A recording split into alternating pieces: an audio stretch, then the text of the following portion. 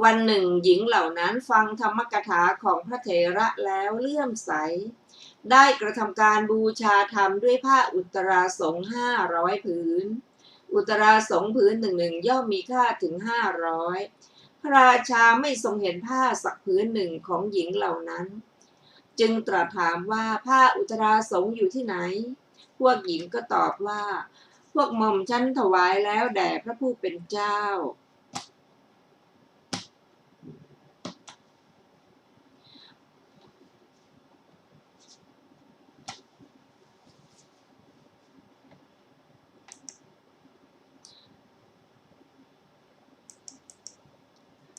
พระราชาก็กล่าวนะพระผู้เป็นเจ้านั้นรับทั้งหมดหรือพวกหญิงก็ตอบว่าเพคะรับทั้งหมดพระราชาเสด็จเข้าไปหาพระเถระแล้วตรัสถามความที่หญิงเหล่านั้นถวายผ้าอุตราสงฆ์ทรงสดับความที่ผ้าอันหญิงเหล่านั้นถวายแล้วและความที่พระเถระรับไว้แล้วจึงตรัสถามว่าท่านผู้เจริญผ้าทั้งหลายมากเกินไปไม่ใช่หรือท่านจักทำอะไรด้วยผ้ามีประมาณเท่านี้พระเถระก็ตอบว่ามหาบพิตรอาตมภาพรับผ้าไว้พอแก่อัตมภาพแล้วจักถวายผ้าที่เหลือแก่ภิกษุทั้งหลายผู้มีจีวรเก่าพระราชาภิกษุทั้งหลายจักทำจีวรเก่าของตนให้เป็นอะไรพระเถระเธอจักให้แก่ภิกษุผู้มีจีวรเก่ากว่าทั้งหลายพระราชาภิกษุเหล่านั้นจักทำจีวรเก่าของตนให้เป็นอะไรพระเถระเธอจักทำให้เป็นผ้าปูนอนพระราชาเธอจักทำผ้าปูนอนเก่าให้เป็นอะไรพระเถระเธอจักทำเป็นผ้าปูพื้นพระราชาเธอจักทำผ้าปูพื้นเก่าให้เป็นอะไรขอถวายพระพร เธอจักทำผ้าเธอจักทำให้เป็นผ้าเช็ดเท้าพระราชาเธอจักทำผ้าเช็ดเท้าเก่าให้เป็นอะไรพระเถระตอบว่าเธอจักโขลกให้ละเอียดแล้วผสมด้วยดินเหนียวฉาบฝาพระราชาท่านผู้เจริญผ้าทั้งหลายที่ถวายแด่พวกพระผู้เป็นเจ้าจักไม่เสียหายแม้เพราะทำกรรมมีประมาณเท่านั้นหรือพระเถระตอบว่าอย่างนั้นมหาบพิตรพระราชาทรงเลื่อมใสแล้วรับสั่งให้นำผ้า500อื่นอีกมากให้ตั้งไว้แทบบาทมูลของพระเถระแล้วได้ยินว่าพระเถระได้มีผ้ามีค่าถึง500ซึ่งพระราชาทรงวางไว้แทบบาทมูลถวายโดยส่วน500ถึง500ครั้งได้ผ้ามีค่าถึง1,000ซึ่งพระราชาทรงวางไว้แทบบาทมูลถวายโดยส่วน1,000ถึง1,000ครั้งได้มีผ้ามีค่าถึง100,000ซึ่งพระราชาทรงวางไว้แทบบาทมูลถวายโดยส่วน100,000ถึง100,000ครั้งก็ชื่อว่าการนับผ้าที่พระเถระได้รับแล้วโดยนัยยะเป็นต้นว่า1 2 3 4 5จนถึง10ดังนี้ย่อมไม่มีได้ยินว่าเมื่อพระตถาคตปรินิพพานแล้วพระเถระทั่วไปทั่วชมพูทวีปได้ถวายบาตรและจีวรทั้งหลายซึ่งเป็นของตนนั่นแลแก่ภิกษุทั้งหลายในวิหารทั้งปวงหัวข้อพระนางสามาวดีถูกไฟคลอกพระนางมาคันธยาคิดว่าเราทำสิ่งใดสิ่งนั้นไม่ได้เป็นไปอย่างนั้นกลับเป็นอย่างอื่นไปเราจะทำอย่างไรหนอแลดังนี้แล้วคิดว่าอุบายนี้ใช้ได้เมื่อพระราชาเสด็จไปสู่ที่ทรงกีฬาในพระราชอุทยานจึงส่งข่าวไปแก่อาว่าขออาจงไปปราสาทของนางสามาวดีให้เปิดเรือนคลังผ้าและเรือนคลังน้ำมันแล้วชุบผ้าในตุ่มน้ำมันแล้วพันเสาทำหญิงทั้งหมดเหล่านั้นไว้โดยความเป็นอันเดียวกันปิดประตูลั่นยนต์ในภายนอกเอาคบไฟมีด้ามจุดไฟตำหนักแล้วจงลงแล้วจงไปเสียนายมาคันธยะนั้นขึ้นสู่ปราสาทให้เปิดเรือนคลังทั้งหลายชุบผ้าในตุ่มน้ำมันแล้วเริ่มพันเสาลำดับนั้นหญิงทั้งหลายมีพระนางสามาวดีเป็นประมุข กล่าวกับนายมาคันธิยะอยู่ว่านี่อะไรกันเข้าไปหาแล้วนายมาคันธิยะกล่าวอย่างนี้ว่าแม่ทั้งหลายพระราชารับสั่งให้พันเสาเหล่านี้ด้วยผ้าชุบน้ำมันเพื่อประโยชน์แก่การทำให้มั่นคงธรรมดาในพระราชวังกรรมที่ประกอบดีและชั่วเป็นของรู้ได้ยาก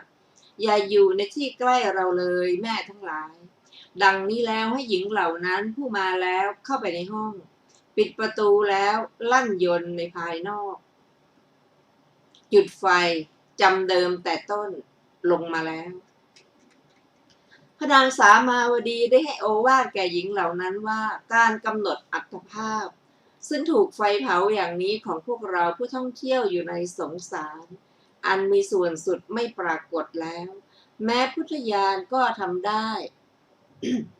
โดยง่ายแม้พุทธญาณก็ไม่ทำ ได้โดยง่าย ท่านทั้งหลายจงเป็นผู้ไม่ประมาทเถิดหญิงเหล่านั้นเมื่อตำหนักถูกไฟไหม้มนสิการซึ่งเวทนาปริฆะกรรมฐานบางพวกบรรลุผลที่สองบางพวกบรรลุผลที่สาม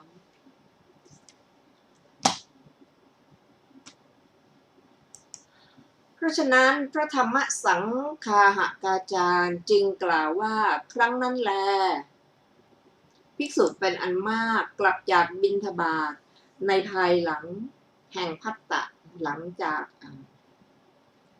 ฉันข้าวนะพระผู้มีพระภาคเจ้าประทับอยู่โดยที่ใดเข้าไปเฝ้าโดยที่นั้นครั้นเข้าไปเฝ้าแล้วถวายอภิวาทพระผู้มีพระภาคเจ้านั่งแล้วณส่วนข้างหนึ่งภิกษุเหล่านั้นผู้นั่งแล้วณส่วนข้างหนึ่งแลได้กราบทูลคำนี้กับพระผู้มีพระภาคเจ้าว่าข้าแต่พระองค์ผู้เจริญขอประทานวโรกาสภายในบุรีของพระเจ้าอุเทนผู้เสด็จไปสู่พระราชอุทยานถูกไฟไหม้แล้วหญิง500มีพระนางสามาวดีเป็นประมุขทำกาละแล้วข้าแต่พระองค์ผู้เจริญคติของอุบาสิกาเหล่านั้นเป็นอย่างไรสัมปรายภพเฉพาะหน้าเป็นอย่างไรพระผู้มีพระภาคเจ้าตรัสว่าภิกษุทั้งหลายในอุบาสิกาเหล่านี้อุบาสิกาที่เป็นโสดาบันก็มีเป็นสกทาคามีก็มีเป็นอนาคามีก็มีอุบาสิกาทั้งหมดนั้นไม่เป็นผู้ไร้ผลทำกาละดอกภิกษุทั้งหลายลำดับนั้นแลพระผู้มีพระภาคเจ้าทรงทราบเนื้อความนั้นแล้วทรงเปล่งพระอุทานนี้ในเวลานั้นว่าโลกมีโมหะเป็นเครื่องผูกพันย่อมปรากฏดุจรูปอันสมควรคนพาลมีอุปธิกิเลสเป็นเครื่องผูกไว้ถูกความมืดแวดล้อมไว้จึงปรากฏดุจมีความเที่ยงความกังวลย่อมไม่มีแก่ผู้เห็นอยู่ก็แลครั้นตรัสอย่างนั้นแล้วจึงทรงแสดงธรรมว่าภิกษุทั้งหลายธรรมดาสัตว์ทั้งหลายเที่ยวไปในวัฏฏะเป็นผู้ไม่ประมาทตลอดกาลเป็นนิจกระทำบุญกรรมก็มีเป็นผู้มีความประมาทกระทำบาปกรรมก็มีเหตุนั้นสัตว์ผู้เที่ยวไปในวัฏฏะจึงเสวยสุขบ้างทุกบ้างพระเจ้าอุเทนลงโทษพระนางมาคันธยากับพวกพระราชาทรงสดับว่าข่าวว่าตำหนักของพระนางสามาวดีถูกไฟไหม้แม้เสด็จมาโดยเร็วก็ไม่อาจเพื่อจะทันถึงตำหนักอันไฟยังไม่ไหม้ได้ก็แลครั้นเสด็จมาแล้วทรงยังตำหนักให้ดับแล้วทรงเกิดโทมนัสมีกำลังแวดล้อมด้วยหมู่อมาตย์ประทับนั่งอนุสรณ์ถึงพระคุณของพระนางสามาวดีทรงพระดำริว่านี้เป็นการกระทำของใครเนาะดังนี้แล้วทรงทราบว่ากรรมนี้จักเป็นกรรมอันนางมาคันธยาให้ทำแล้วทรงพระดำริว่านางมาคันธยานั้นอันเราทำให้หวาดกลัวแล้วถามก็จักไม่บอกเราจักค่อยๆถามโดยอุบายจึงตรัสกับอมาตย์ทั้งหลายว่าผู้เจริญทั้งหลายในการก่อนแต่การนี้เราลุกขึ้นเสร็จสับแล้วก็เป็นผู้ระแวงสงสัยอยู่รอบข้างทีเดียวนางสามาวดีแสวงหาแต่โทษเราเป็นนิจนางก็ตายไปแล้วก็บัดนี้เราจักเย็นใจได้ละเราจักได้อยู่ โดยความสุขพวกอมาตย์ทูลว่าข้าแต่สมมุติเทพกรรมนี้อันใครหนอแลทำแล้วพระราชาตรัสตอบว่าจักเป็นกรรมอันใครๆทำแล้วด้วยความรักในเราพระนางมาคันธยาทรงยืนเฝ้าอยู่ในที่ใกล้ฟังพระดำรัสนั้นแล้วจึงกราบทูลว่าใครๆคนอื่นจักไม่อาจทำได้พระเจ้าข้ากรรมนี้อันหม่อมฉันทำแล้วหม่อมฉันสั่งอาให้ทำพระราชาตรัสว่าชื่อว่าสัตว์ผู้มีความรักในเราอื่นยกเว้นเสียแต่เจ้าย่อมไม่มีเราพอใจพระเทวีเราจะให้พรแก่เจ้าเจ้าจงให้เรียกหมู่ญาติของตนมานางส่งข่าวไปแก่พวกญาติว่าพระราชาทรงพอพระทัยจะพระราชทานพรแก่เราจงมาเร็วพระราชารับสั่งให้ทำสักการะใหญ่แก่ญาติทั้งหลายของพระนางมาคันธยาซึ่งมาแล้วแม้พวกคนผู้ไม่ใช่ญาติของพระนางมาคันธยาเห็นสักการะนั้นแล้วก็ให้สินจ้างกล่าวว่าพวกเราเป็นญาติของพระนางพาคันธยาพากันมาแล้วพระราชารับสั่งให้จับคนเหล่านั้นทั้งหมดแล้วให้ขุดหลุมทั้งหลายประมาณแค่สะดือที่พระลานหลวงแล้วให้คนเหล่านั้นนั่งลงในหลุมเหล่านั้นเอาดินร่วนกลบให้เกลี่ยฟางไว้เบื้องบนแล้วจุดจุดไฟในเวลาที่หนังถูกไฟไหม้แล้วรับสั่งให้ไถด้วยไถเหล็กทั้งหลายทำให้เป็นท่อนและหาท่อนไม่ได้หรือเป็นชิ้นและหาชิ้นไม่ได้พระราชารับสั่งให้เชือดเนื้อแม้จากสรีระของพระนางมาคันธยาตรงที่มีเนื้อล่ำๆด้วยมีดอันคมกริบแล้วให้ยกขึ้นสู่เตาไฟอันเดือดด้วยน้ำมันให้ทอดดุจขนมแล้วให้เคี้ยวกินเนื้อนั้นแหละหัวข้อต่อไปความตายของพระนางสามาวดีควรแก่กรรมในปางก่อนต่อมาวันหนึ่งภิกษุทั้งหลายสนทนากันในโรงธรรมว่าความตายเช่นนี้ของอุบาสิกาผู้ถึงพร้อมด้วยศรัทธาเห็นปานนี้ไม่สมควรเลยเนาะท่านผู้มีอายุทั้งหลายพระศาสดาเสด็จมาตรัสถามว่าภิกษุทั้งหลายบัดนี้เธอทั้งหลายนั่งประชุมกันด้วยเรื่องอะไรเนาะ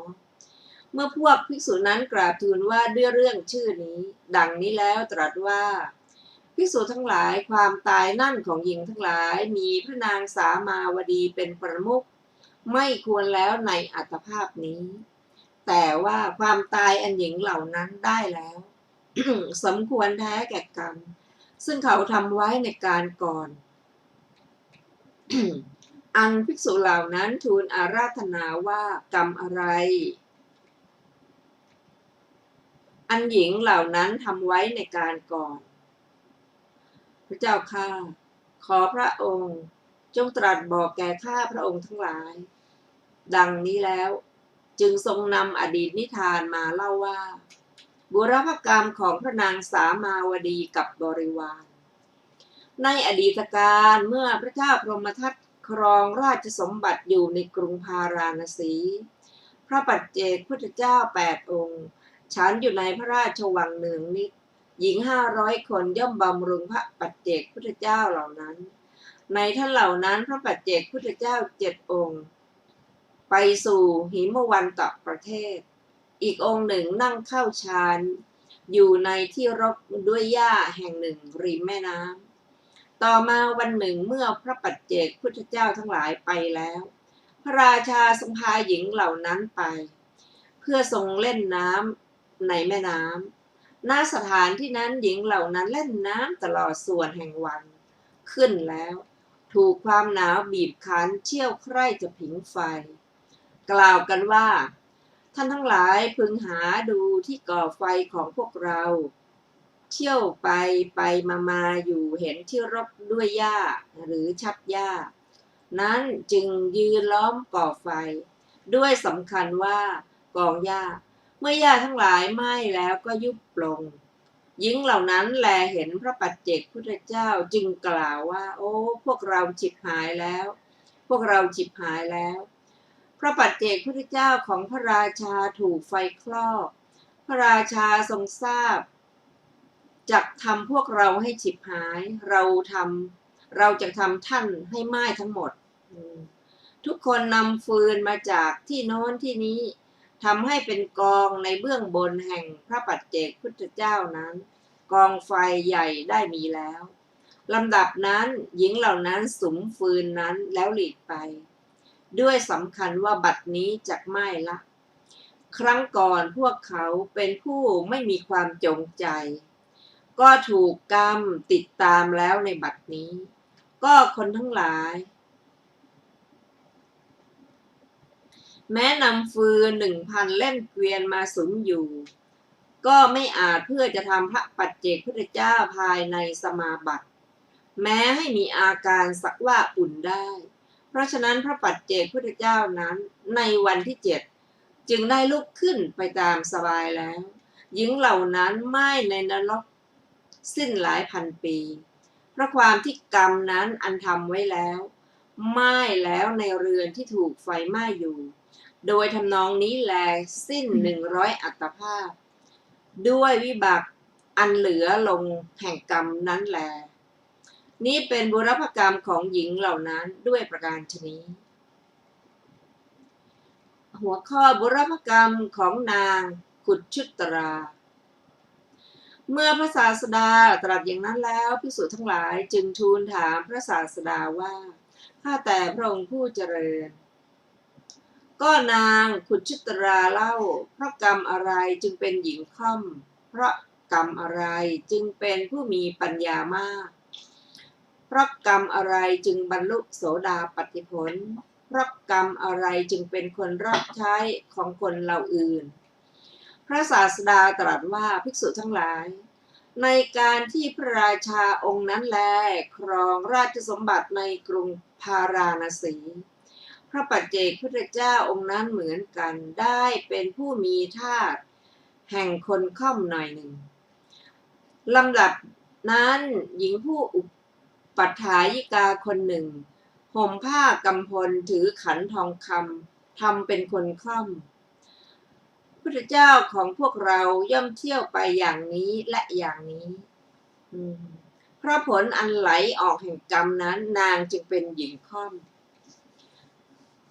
อันหนึ่งในวันแรกพระราชาทรงนิมนต์พระปัจเจกพุทธเจ้า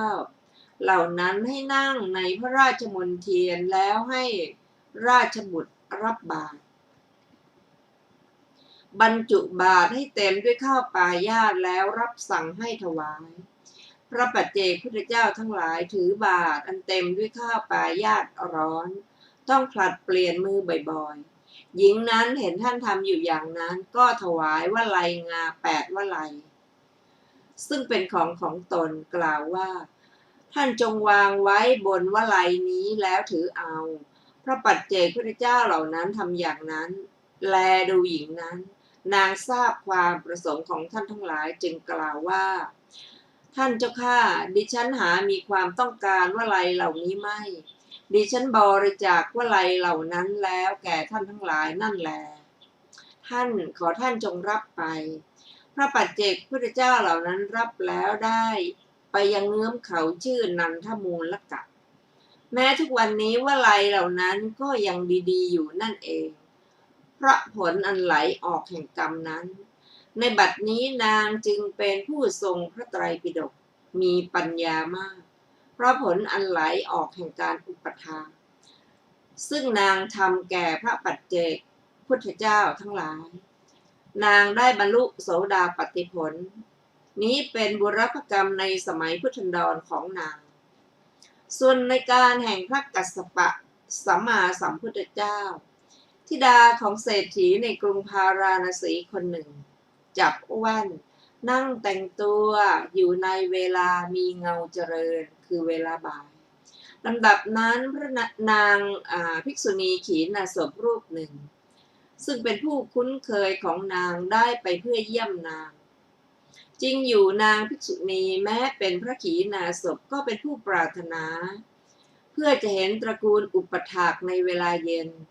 ก็ในขณะนั้นหญิงรับใช้ไรๆในสำนักของธิดาเศรษฐีไม่มีเลยนางจึงกล่าวว่า ดิฉันไหว้เจ้าข้าโปรดหยิบกระเช้าเครื่องประดับนั่นให้แก่ดิฉันพระเถรีคิดว่าถ้าเราจักไม่หยิบกระเช้าเครื่องประดับนี้ให้แก่นางไซนางจักทำความอาฆาตในเราแล้วบังเกิดในนรกแต่ว่าถ้าเราจักหยิบให้นางจักเกิดเป็นหญิงรับใช้ของคนอื่นแต่ว่าเพียงความเป็นผู้รับใช้ของคนอื่นย่อมดีกว่าความเร่าร้อนในนรกแลพระเถรีนั้นอาศัยความเอ็นดูจึงได้หยิบกระเช้าเครื่องประดับนั้นให้แก่นางเพราะผลอันไหลออกแห่งกรรมนั้นนางจึงเป็นคนรับใช้ของคนเหล่าอื่นพระศาสดาเสด็จมาแสดงธรรมที่ธรรมสภารุ่งขึ้นวันหนึ่งภิกษุทั้งหลายสนทนากันในโรงธรรมว่าหญิง500มีพระนางสามาวดีเป็นประมุขถูกไฟไหม้แล้วในตำหนักพวกญาติของพระนางมาคันธยาถูกจุดไฟอันมีฟางเป็นเชื้อไว้เบื้องบนแล้วทำลายด้วยไถเหล็กพระนางมาคันธยาถูกทอดด้วยน้ำมันอันเดือดพล่านในคนเหล่านั้นใครหนอแลชื่อว่าเป็นอยู่ใครชื่อว่าตายแล้วพระศาสดาเสด็จมาตรัสถามว่าภิกษุทั้งหลายบัดนี้เธอทั้งหลายนั่งประชุมกันด้วยเรื่องอะไรหนอเมื่อพวกภิกษุนั้นกราบทูลว่าด้วยเรื่องชื่อนี้ดังนี้แล้วจึงตรัสว่าภิกษุทั้งหลายคนเหล่าใดเหล่าหนึ่งประมาทแล้วคนเหล่านั้นแม้เป็นอยู่ตั้ง100 ปีก็ชื่อว่าตายแล้วโดยแท้คนเหล่าใดไม่ประมาทแล้วคนเหล่านั้นแม้ตายแล้วก็ชื่อว่ายังคงเป็นอยู่เพราะฉะนั้นพระนางมาคันธยาจะเป็นอยู่ก็ตามตายแล้วก็ตามก็ชื่อว่าตายแล้วทีเดียวหญิง500มีพระนางสามาวดีเป็นประมุขแม้ตายแล้วก็ชื่อว่าเป็นอยู่นั่นเทียวภิกษุทั้งหลายเพราะว่าผู้ไม่ประมาทตายแล้วก็ชื่อว่าย่อมไม่ตายดังนี้แล้วได้ภาษิตพระคาถาเหล่านี้ว่าซึ่งแปลเป็นภาษาไทยได้ว่าความไม่ประมาทเป็นเครื่องถึงอมตะความประมาทเป็นทางแห่งมัจจุผู้ไม่ประมาทแล้วชื่อว่าย่อมไม่ตายผู้ใดประมาทแล้วผู้นั้นย่อมเป็นเหมือนคนตายแล้วบัณฑิตรู้ความนั่นโดยแปลกกันแล้วตั้งอยู่ในความไม่ประมาทบันเทิงอยู่ในความไม่ประมาทยินดีในธรรมเป็นที่โคจรของพระอริยะทั้งหลายบัณฑิตผู้ไม่ประมาทเหล่านั้นมีความเพ่งมีความเพียรเป็นไปติดต่อบากบั่นมั่นเป็นนิจเป็นนักปราชญ์ย่อมถูกต้องพระนิพพานอันเป็นแดนเกษมจากโยคะอันยอดเยี่ยมแก้อัดบรรดาบทเหล่านั้นบทว่าอัปปมาโทย่อมแสดงเนื้อความกว้างคือถือเอาเนื้อความกว้างตั้งอยู่จริงอยู่พระพุทธพจน์คือพระไตรปิฎกแม้ทั้งสิ้นซึ่งอาจารย์ทั้งหลายนำมากล่าวอยู่ย่อมยังลงสู่ความไม่ประมาทนั่นเองเพราะเหตุนั้นพระผู้มีพระภาคเจ้าจึงตรัสไว้ว่าภิกษุทั้งหลายรอยเท้าเหล่าใดเหล่าหนึ่งของสัตว์ทั้งหลายผู้โคจรผู้สัญจรไปบนแผ่นดินรอยเท้าทั้งปวงนั้นย่อมถึงความประชุมลงในรอยเท้าช้างรอยเท้าช้างอันชาวโลกย่อมเรียกว่าเป็นยอดแห่งรอยเท้าทั้งเหล่านั้นเพราะรอยเท้าช้างนี้เป็นของใหญ่แม้ฉันใดภิกษุทั้งหลายกุศลธรรมเหล่าใดเหล่าหนึ่งกุศลธรรมเหล่านั้นทั้งหมดมีความไม่ประมาทเป็นรากเหง้ามีความไม่ประมาทเป็นที่ประชุมลงความไม่ประมาทอันเรากล่าวว่าเป็นยอดแห่งธรรมเหล่านั้นฉันนั้นเหมือนกันแลก็ความไม่ประมาทนั้นโดยอรรถะถือว่าชื่อว่าความไม่อยู่ปราศจากสติเพราะคำว่าความไม่ประมาทนั่นเป็นชื่อของสตินะอันตั้งมั่นเป็นนิจพึงทราบวินิจฉัยในคำว่าอมตังปะทังพระนิพพานพระผู้มีพระภาคเจ้าตรัสเรียกว่าอมตะ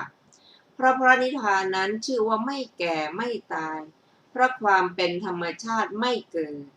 เหตุนั้นพระองค์จึงตรัสเรียกพระนิพพานว่าอมตะสัตว์ทั้งหลายย่อมถึง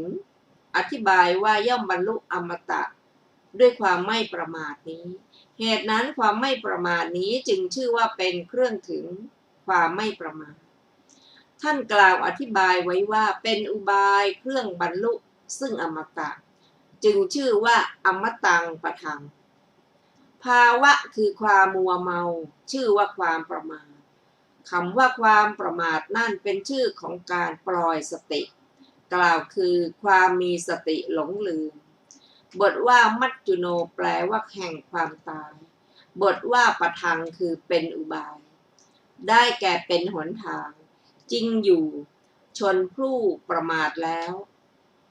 ย่อมไม่เป็นไปล่วงซึ่งชาติได้แม้เกิดแล้วก็ย่อมแก่ด้วยย่อมตายด้วยเหตุนั้นความประมาทจึงชื่อว่าเป็นทางแห่งมัจจุคือย่อมนำเข้าหาความตายบาทพระคาถาว่าอัปปมัตตานะมียันติความว่าก็ผู้ประกอบด้วยสติชื่อว่าผู้ไม่ประมาทแล้ว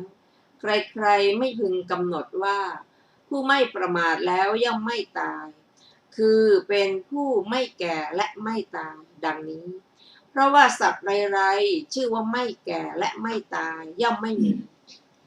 แต่ชื่อว่าวัฏฏะของสัตว์ผู้ประมาทแล้วกำหนดไม่ได้วัฏฏะของผู้ไม่ประมาทกำหนดได้เหตุนั้นสัตว์ผู้ประมาทแล้วแม้เป็นอยู่ก็ชื่อว่าตายแล้วโดยแท้เพราะความเป็นผู้ไม่พ้นทุกข์มีชาติเป็นต้นได้ส่วนผู้ไม่ประมาทเจริญอัปปมาทลักษณะแล้วทำให้แจ้งซึ่งมรรคและผลโดยฉับพลัน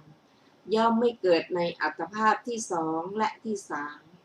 เหตุนั้นสัตว์ผู้ไม่ประมาทเหล่านั้นเป็นอยู่ก็ตามตายแล้วก็ตามชื่อว่าย่อมไม่ตายโดยแท้บาทพระคาถาว่าเยปมัตตายถามัตตาความว่าส่วนสัตว์เหล่าใดประมาทแล้วสัตว์เหล่านั้นย่อมเป็นเหมือนสัตว์ที่ตายแล้วด้วยการขาดชีวิตินทรีย์มีวิญญาณไปปราศแล้วเช่นกับท่อนฟืนฉะนั้นเทียว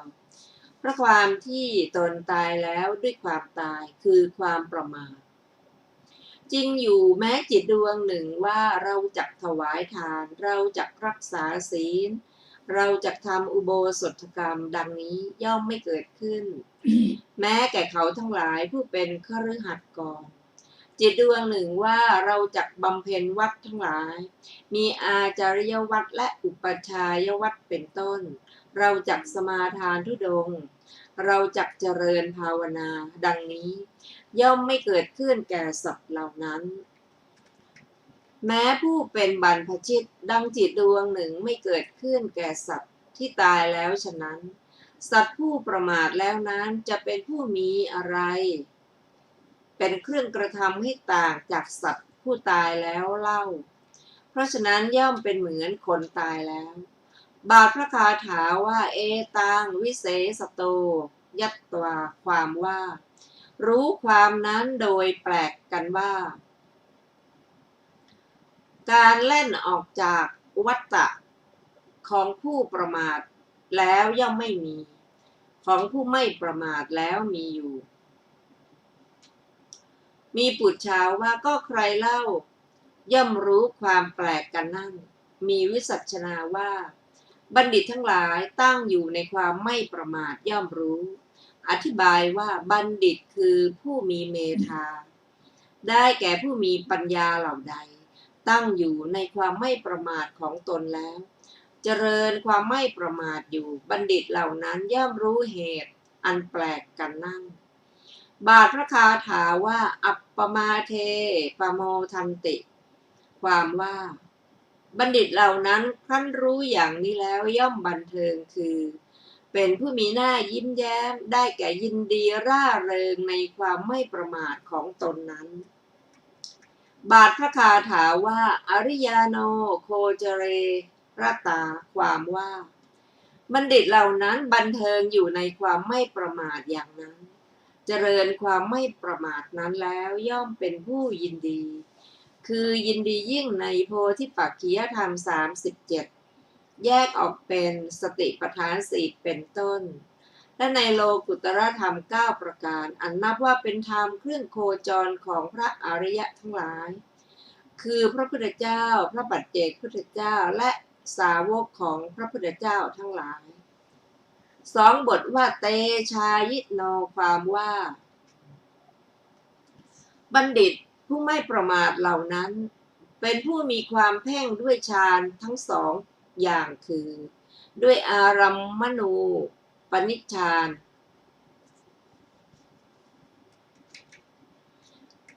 กล่าวคือสมาบัติ8และด้วยลักขณูปนิชฌานกล่าวคือวิปัสสนามรรคและผลบทว่าสาตติกาความว่าเป็นผู้มีความเพียรซึ่งเป็นไปทางกายและทางจิตเป็นไปแล้วติดต่อจำเดิมแต่การเป็นที่ออกบวชจนถึงการบรรลุพระอรหันต์บาทพระคาถาว่านิจจังทันหะปรักกมาความว่าผู้ประกอบด้วยความเพียรเห็นปานนี้ว่าผลนั้นใดอันบุคคลพึงบรรลุได้ด้วยเรี่ยวแรงของบุรุษด้วยความเพียรของบุรุษด้วยความบากบั่นของบุรุษยังไม่บรรลุผลนั้นแล้วหยุดความเพียรเสียจักไม่มีเช่นนี้ชื่อว่าบากบั่นมั่นชื่อว่าเป็นไปแล้วเป็นนิจเหตุไม่ท้อถอยในระหว่าง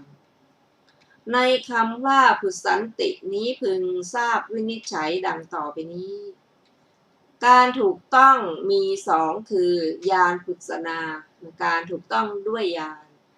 วิปากพุสนาการถูกต้องด้วยวิบากในพุสนา2อย่างนั้นมรรค4ชื่อว่าญาณพุสนาผล4ชื่อว่าวิปากพุสนาในพุสนา2อย่างนั้นวิปากพุสนาพระผู้มีพระภาคเจ้าประสงค์เอาในบทว่าพุสันตินี้บัณฑิตผู้เป็นนักปราชญ์เมื่อทำนิพพานให้แจ้งด้วยอริยผลชื่อว่าย่อมทำนิพพานให้แจ้งด้วยวิปากพุสนาบาทพระคาถาว่าโยคะเขมังอนุตตรังความว่าซึ่งนิพพานอันเป็นแดนเกษมคือไม่มีภัยจากโยคะสี่อันยังมหาชนให้จมลงในวัฏฏะชื่อว่ายอดเยี่ยมเพราะความเป็นสิ่งประเสริฐกว่าโลกิยธรรมและโลกุตตรธรรมทั้งปวงในที่สุดแห่งเทศนาชนเป็นอันมากได้เป็นพระอริยบุคคลมีโสดาบันเป็นต้นเทศนาเป็นคาถามีประโยชน์แก่มหาชนดังนี้แล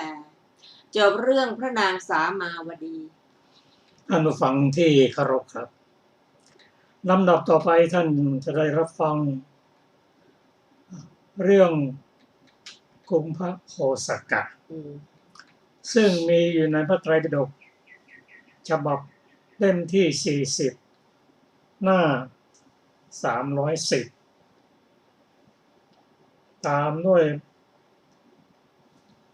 คาถาซึ่งพระองค์ทรงแสดงว่ายศย่อมเจริญโดยยิ่งแก่คนผู้มีความขยันมีสติมีการงานสะอาดมีปกติใคร่ครวญแล้วจึงทำสำรวมแล้วเพียงชีพโดยธรรมและไม่ประมาทขอเชิญอาจารย์สุรภาได้นำกุมภโคสกะค่ะเรื่องกุมภโคสกะข้อความเบื้องต้นพระศาสดาเมื่อประทับอยู่ในพระเวฬุวันทรงปรารภเศรษฐีชื่อกุมภโคสกะตรัสพระธรรมเทศนานี้ว่าอุทานานาโตเป็นต้นกุมภโคสกะกลัวตายหนีไปอยู่ภูเขาความพิสดารว่าในนครราชคฤห์อหิวาตกโรคเกิดขึ้นในเรือนของราชคหเศรษฐีเมื่ออหิวาตกโรคนั้นเกิดขึ้นแล้วสัตว์เดรัจฉานตั้งต้นแต่แมลงวันจนถึงโคย่อมตายก่อนถัดนั้นมาก็ทาสและกรรมกรภายหลังเขาทั้งหมดก็คือเจ้าของเรือน เพราะฉะนั้นโรคนั้นจึงจับเศรษฐีและภริยาภายหลังเขาทั้งหมดสองสามีภริยานั้นโรคถูกต้องแล้วแลดูบุตรซึ่งยืนอยู่ณที่ใกล้มีในตาทั้งสองนองด้วยน้ำตาพูดกับบุตรว่าพ่อเอ๋ยเขาว่าเมื่อโรคชนิดนี้เกิดขึ้นชนทั้งหลายพังฝาเรือนหนีไปย่อมได้มีชีวิตตัวเจ้าไม่ต้องห่วงใยเราทั้งสองพึงหนีไปเสียโดยด่วนมีชีวิตอยู่จึงกลับมาอีกพึงขุดเอาทรัพย์40 โกฏที่เราทั้งสองฝังเก็บไว้ในที่โน้นขึ้นเลี้ยงชีวิตเขาฟังคำของมารดาและบิดานั้นแล้วร้องไห้ไหว้มารดาบิดากลัวต่อภัยคือความตายทำลายฝาเรือนหนีไปสู่ชัดแห่งภูเขาอยู่ในที่นั้นสิ้น12 ปีแล้วจึงกลับมายังที่อยู่ของมารดาบิดาเขากลับมาบ้านเดิมไม่มีใครจำได้ครั้งนั้นใครๆจำเขาไม่ได้เพราะความที่ไปในการยังเป็นเด็กกลับมาในการมีผมและหนวดขึ้นรุงรังเขาไปสู่ที่ฝังทรัพย์ด้วยสามารถแห่งเครื่องไม้อันมารดาและบิดาให้ไว้ทราบความที่ทรัพย์ไม่เสียหายจึงคิดว่าใครๆย่อมจำเราไม่ได้ถ้าเราจักขุดทรัพย์ขึ้นใช้สอยชนทั้งหลายพึงคิดว่าคนเข็นใจผู้หนึ่งขุดทรัพย์ขึ้นแล้วพึงจับเราได้เบียดเบียนถ้ากระไรเราพึงทำการรับจ้างเป็นอยู่ทีนั้นเขานุ่งผ้าเก่าผืนหนึ่งเที่ยวถามว่าใครๆมีความต้องการด้วยคนรับจ้างมีอยู่หรือไปถึงถนน อันเป็นที่อยู่ของคนผู้จ้างแล้วกุมภโคสกะรับจ้างทำงานขณะนั้นพวกผู้จ้างเห็นเขาแล้วกล่าวว่าถ้าเจ้าจักทำการงานของพวกเราได้สักอย่างหนึ่งไซร้พวกเราจักให้ค่าจ้างสำหรับซื้อภัตตะหรือซื้อข้าวนะเขาถามว่าชื่อว่าการงานอะไรที่พวกท่านจักให้ทำพวกผู้จ้างก็ตอบว่าการงานคือการปลุกและการตักเตือนถ้าเจ้าอาจทำได้ไซร้เจ้าจงลุกขึ้นแต่เช้าตรู่เที่ยวบอกว่าพ่อทั้งหลายท่านทั้งหลายจงลุกขึ้นจงตระเตรียมเกวียนทั้งหลายจงเทียมโคผู้ในเวลาที่สัตว์พาหน้าต่างๆมีช้างและม้าเป็นต้นไปเพื่อต้องการกินหญ้าแม่ทั้งหลายแม้พวกท่านจงลุกขึ้นต้มข้าวยาคูหุงภัตตะเขารับมาได้จ้ะลำดับนั้นพวกผู้จ้างได้ให้เรือนหลังหนึ่งแก่เขาเพื่อประโยชน์แก่การอยู่ณที่ใกล้เขาได้การงานนั้นทุกวันพระเจ้าพิมพิสารทรงทราบฐานะของกุมภโคสกะอยู่มาวันหนึ่งพระราชาทรงพระนามว่าพิมพิสารได้ทรงสดับเสียงของเขาแล้วก็เท้าเธอได้เป็นผู้ทรงทราบเสียงร้องของสัตว์ทั้งปวงเพราะฉะนั้นจึงตรัสว่านั่นเป็นเสียงของคนผู้มีทรัพย์มากขณะนั้นนางสนมของเท้าเธอคนหนึ่งยืนเฝ้าอยู่ณที่ใกล้คิดว่าในหลวงจักไม่ตรัสเหลวๆไหลๆเราควรรู้จักชายนี้จึงส่งชายผู้หนึ่งไปสืบด้วยคำว่าไปเถิดพ่อท่านจงทราบบุรุษนั่นแล้วกลับมาเขารีบไปพบกุมภโคสกะนั้นแล้วก็กลับมาบอกว่านั้นเป็นมนุษย์กำพร้าคนหนึ่งซึ่งทำการรับจ้างของชนผู้จ้างทั้งหลายพระราชาทรงสดับถ้อยคำของบุรุษนั้นแล้วก็ทรงดุษณีภาพในวันที่2ก็ดีในวันที่3ก็ดีครั้นทรงสดับเสียงกุมภโคสกะนั้นแล้วก็ตรัสอย่างนั้นเหมือนกันนางสนมรับอาสาพระเจ้าพิมพิสารนางสนมแม่นั้นก็คิดอย่างนั้นเหมือนกันส่งบุรุษไปหลายครั้งเมื่อเขาบอกว่าเป็นมนุษย์กำพร้าจึงคิดว่าในหลวงแม้ทรงสดับคำว่านั่นมนุษย์กำพร้าก็ไม่ทรงเชื่อตรัสย้ำอยู่ว่านั่นเสียงบุรุษผู้มีทรัพย์มากในข้อนี้ต้องมีเหตุควรที่เราจะรู้จักชายนั้นตามเป็นจริงนางสนมนั้นจึงกราบทูลพระราชาว่าข้าแต่สมมุติเทพ ข้าพระบาทเมื่อได้ทรัพย์1,000จักพาธิดาไป ออกอุบายให้ทรัพย์นั่นเข้าสู่ราชสกุลจงได้พระราชารับสั่งให้พระราชทานทรัพย์1,000แก่นางแล้ว นางได้รับพระราชทานทรัพย์นั้นแล้ว ให้ธิดานุ่งผ้าค่อนข้างเก่าผืนหนึ่งออกจากพระราชมณฑีพร้อมกับธิดานั้น เป็นดุจคนเดินทางไปสู่ถนนอันเป็นที่อยู่คนรับจ้าง เข้าไปสู่เรือนหลังหนึ่งพูดว่าแม่จ๋าฉันทั้งสองเดินทางมาเหน็ดเหนื่อยจะขอพักในเรือนนี้สักวัน2 วันแล้วจักไป นางสนมกับธิดาพักอยู่ในเรือนกุมภโคสกะหญิงเจ้าของเรือนพูดว่าแม่ผู้คนในเรือนมีมากแม่ไม่อาจพักในเรือนนี้ได้เรือนของนายกุมภโคสกะนั่นแหนว่างเชิญแม่ไปขอพักในเรือนนั้นเถิดนางไปที่เรือนของกุมภโคสกะนั้นแล้วกล่าวว่านายจ๋าฉันทั้งสองเป็นคนเดินทางจะขอพักอยู่ในเรือนนี้สักวัน2 วันแม้ถูกเขาห้ามแล้วตั้งหลายครั้งก็พูดอ้อนวอนว่านายจ๋าฉันทั้งสองขอพักอยู่ชั่ววันนี้วันเดียวพอเช้าตรู่ก็จะไปดอกไม่ปรารถนาจะออกไปแล้วนางพักอยู่ในเรือนของกุมภโคสกะ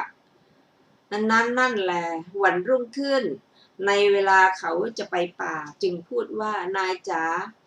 ขอนายจงมอบค่าอาหารสำหรับนายไว้แล้วจึงค่อยไปฉันจัดแจงหุงต้มไว้เพื่อนายเมื่อเขากล่าวว่าอย่าเลยฉันจักหุงต้มกินเองก็ได้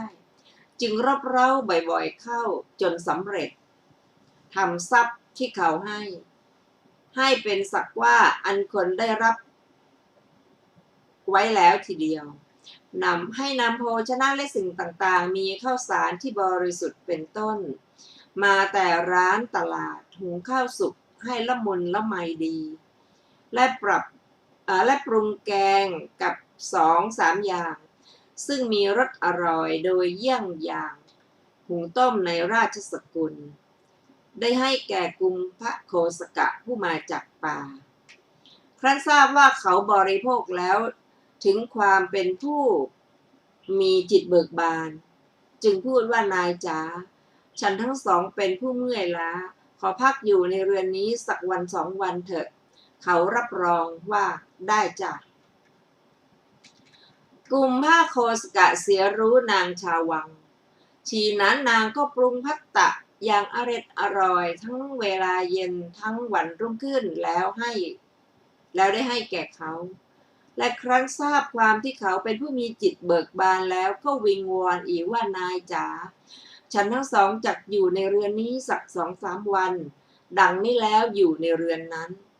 เอาสัตราอันคมตัดฐานเตียงของเขาภายใต้แม่แคร่ในที่นั้นเมื่อเขามาพอนั่งลงแล้วเตียงก็ย่อลงเบื้องล่างเขาถามว่าทำไมเตียงนี้จึงขาดไปอย่างนี้นางสนมก็ตอบว่านายจ๋าฉันไม่อาจห้ามพวกเด็กหนุ่มๆได้พวกเขามาประชุมกันเล่นที่นี้นะสิกุมภโคสกะก็ตอบว่าแม่พระอาศัยแก2 คนทุกนี้จึงเกิดแก่ฉันเพราะในการก่อนฉันจะไปในที่ไหนๆก็ปิดประตูแล้วจึงไปนางสนมก็ตอบว่าจะทำอย่างไรได้ล่ะพ่อฉันไม่อาจห้ามได้นางตัดฐานเตียงโดยทำนองนี้แลสิ้น2-3 วันแม้ถูกเขาตำหนิติเตียนว่ากล่าวก็คงกล่าวแก้ตัวอย่างนั้นแล้วตัดเชือกที่เหลือเว้นเชือกเส้นเล็กๆไว้เส้น2 เส้นวันนั้นเมื่อเขาพอนั่งลงเท่านั้นฐานเตียงทั้งหมดตกลงไปที่พื้นศีรษะของเขาได้ฟุบลงรวมเข้ากับเข่าทั้งสองเขาลุกขึ้นได้ก็พูดว่าฉันจะทำอะไรได้บัดนี้จะไปไหนได้ฉันเป็นผู้ถูกพวกแกทำไม่ให้เป็นเจ้าของแห่งเตียงเป็นที่นอนเสียแล้วนางสนมก็ปลอบว่าจะทำอย่างไรได้เล่าพ่อฉันไม่อาจห้ามเด็กๆที่คุ้นเคยได้ช่างเถอะอย่าวุ่นวายไปเลยนายจักไปไหนในเวลานี้ดังนี้แล้วเรียกธิดามาบอกว่าแม่หนูเจ้าจงทำโอกาส สำหรับเป็นที่นอนแห่งพี่ชายของข้ากุมภโคสกะได้ลูกสาวของนางสนมเป็นภรรยาธิดานั้นนอนที่ข้างหนึ่งแล้วพูดว่านายคะเชิญนายมานอนที่นี้แม่นางสนมก็กล่าวกับกุมภโคสกะว่าเชิญพ่อไปนอนกับน้องสาวเถิดพ่อเขานอนบนเตียงเดียวกับนางสนมนั้นได้นำความเชยชิดกันในวันนั้นเองนางกุมาริการ้องไห้แล้วทีนั้นมารดาจึงถามเขาว่าเจ้าร้องไห้ทำไมล่ะแม่หนูธิดาก็ตอบว่ากรรมชื่อนี้เกิดแล้วแม่มารดาพูดว่าช่างเถอะแม่หนูเราอาจทำอะไรได้เจ้าได้สามีคนหนึ่งก็ดีกุมภโคสกะนี้ได้หญิงผู้บำเรอเท้าคนหนึ่งก็ดีย่อมสมควรดังนี้แล้วได้ทำกุมภโคสกะนั้นให้เป็นบุตรเขยแล้วเขาทั้งสองอยู่ร่วมกันแล้วท่านผู้ฟังที่เคารพค่ะวันนี้รายการศึกษาพระพุทธศาสนาตามพระไตรปิฎกก็ได้หมดเวลาลงแล้วนะฮะเราจะพบกันใหม่ในวันอาทิตย์หน้าเวลาเดียวกันนี้ ขอขอบคุณท่านผู้ฟังทุกท่านที่ได้ติดตามและร่วมศึกษาด้วยกันขอมีความสุขความเจริญในธรรมยิ่งขึ้นวันนี้เราก็ขอลาไปก่อนนะคะสวัสดีค่ะสวัสดีครับ